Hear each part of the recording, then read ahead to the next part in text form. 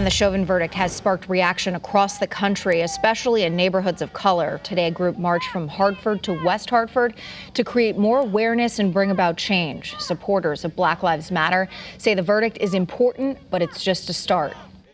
I think we've got a lot of steps before we start patting ourselves on the back. We spent way too much time in this country patting ourselves on the back when we need to be working. Chief political reporter Susan RAFF is live in Hartford with more on their message. Susan. Aaron, yesterday's verdict did bring a sense of relief to many communities. In fact, we saw celebrations across the country. Here in Hartford, people are telling us what they really wanted to see was justice. And they do believe that the jury and the verdict did bring justice for the murder of George Floyd.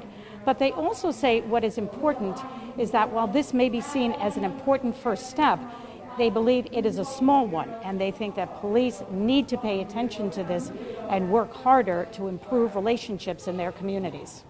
Susan, what have police had to say about this? How are they reacting to this verdict? Well, we had an opportunity to sit down with a Hartford police captain today who told us that most of the officers here pretty much agree with the verdict, and they have done a lot to improve community policing and improve relationships in the community.